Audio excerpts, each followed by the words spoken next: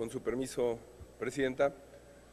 Hay una distancia entre los políticos y los ciudadanos que es intrínseca a la democracia representativa, a la tarea que tenemos por mandato constitucional de ser representantes populares o representantes de una voluntad popular. Hay una incompatibilidad para garantizar que esa representación se sienta, digamos, comúnmente habitada por los ciudadanos.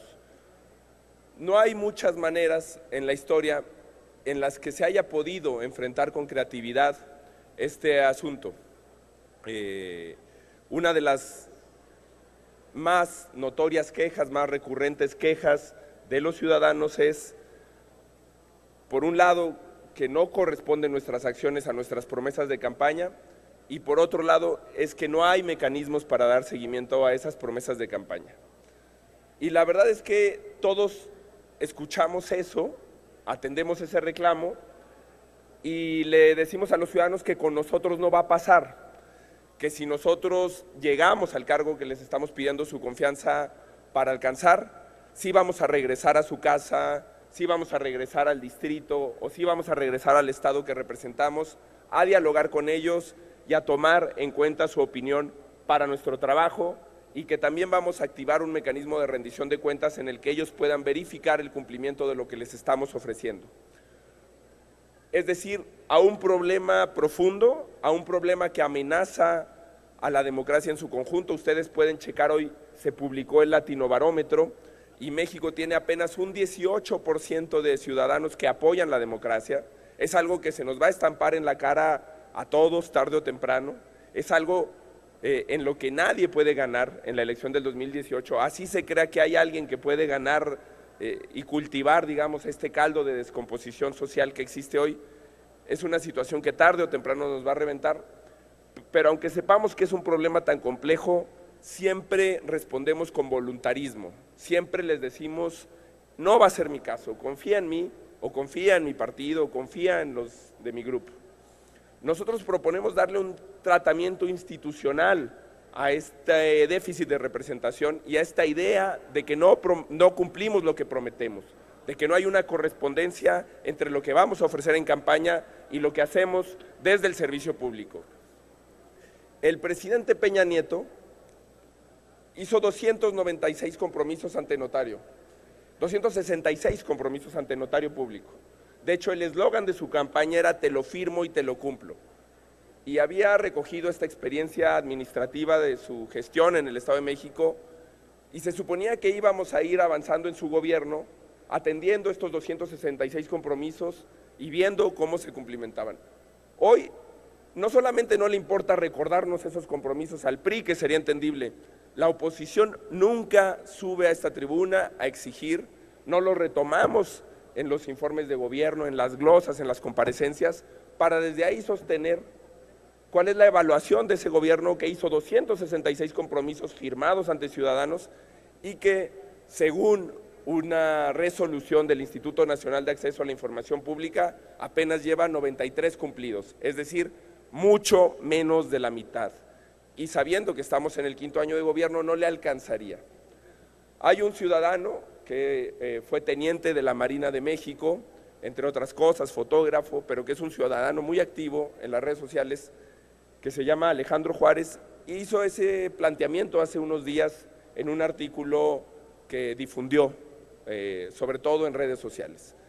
Y él convocaba a expedir un mecanismo de resultados garantizados que nos permitiera darle seguimiento.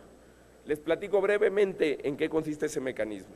Son 4 pasos que deberíamos de seguir en nuestra relación con los ciudadanos, de acuerdo a un planteamiento teórico de Guillermo O'Donnell. Guillermo O'Donnell dice que los instrumentos de control democrático pueden ser fundamentalmente horizontales, es decir, entre entes institucionales, entre diferentes poderes del Estado, lo cual necesitamos fortalecer en México, pero también habla de los instrumentos verticales en los que interactúan los representantes populares y los servidores públicos con los ciudadanos. Nosotros lo que planteamos es, que cada candidato o cada candidata a un cargo de elección popular tenga la obligación de registrar sus promesas de campaña ante la autoridad electoral. sean particulares, sean generales. Si se compromete a hacer algo, debe de registrarlos ante la autoridad electoral para que esté un catálogo de promesas de campaña. 2, que cada año de ser electo o electa en ese cargo, su informe tenga que estar basado en esas promesas de campaña. Su informe de resultados, y tenga que ser ante un organismo ciudadano. 3, que haya la capacidad jurídica y técnica del Instituto Nacional de Acceso a la Información para cuando un ciudadano solicite el informe de avance en las promesas de campaña, se le tenga que dar por parte de la autoridad responsable o del servidor público responsable, es decir, que se tengan las posibilidades de verificar el cumplimiento de las promesas de campaña. Y 4, que es el más interesante, que si el ciudadano no considera satisfechas sus promesas de campaña o las promesas de campaña de su representante popular, pueda activar el mecanismo de ratificación de mandato. Para esto es central atender la discusión sobre la constitucionalidad o no de ratificación de mandato y los argumentos que dio el ministro Saldívar sobre el tema. Él decía, es verdad que México optó por una democracia representativa, pero eso no contraviene los principios y las posibilidades de una democracia participativa. Por lo tanto, si un mecanismo de participación directa de los ciudadanos mejora la calidad de esa democracia representativa, es obligación constitucional del Estado mexicano no solamente respetarlo, sino fomentarlo, fortalecerlo, incorporarlo a la relación pública entre ciudadanos y autoridades. Por eso nosotros, Movimiento Ciudadano me refiero, en donde tenemos la confianza de la gente para gobernar, hemos experimentado esta tesis de que sí es posible preguntarle a la gente sobre la continuidad o no de un gobierno en su encargo. Y desde hace muchos años, desde 2011 en particular, en el caso de Enrique Alfaro en Tlajomulco, y desde que hemos tenido la posibilidad de ser gobierno en la zona metropolitana de Guadalajara y después en varios municipios del estado, hemos aplicado esa ratificación de mandato que centra en el ciudadano la posibilidad de darle continuidad o no a sus gobernantes. Pues eso se debería de extender a todos, basado en este cumplimiento de las promesas de campaña. Bastaría que un grupo de ciudadanos o quienes representamos no se sintieran comprometidos para poderles ir a preguntar y retirar anticipadamente de su encargo a un servidor público que no está dando resultados. El problema general de la política no es ideológico. Por eso es falso que a la gente le espante una alianza u otra en particular. O es falso que a la gente le esté comiendo ansias de quiénes van a ser los candidatos presidenciales o los candidatos en cada distrito en particular. Está muy probado que en una 3/4 partes de la población ni siquiera se alcanza a enterar en la campaña de quién es el candidato de cada partido que está compitiendo en su distrito para representarlo como diputado federal o en el caso de los estados como senador. Pero sí hay una insatisfacción derivada de la falta de resultados. Por eso creemos que crear una ley general de resultados garantizados que incorpore mecanismos de vigilancia, de supervisión, de acompañamiento ciudadano a la labor de los servidores públicos sería un hecho que la sociedad saludaría, que modificaría la relación entre gobierno y gobernados y que iniciaría un camino de virtud para reconstruir lo público. Al final de cuentas, la realidad ya nos alcanzó. Hoy, como en la democracia antigua, cada ciudadano tiene un micrófono.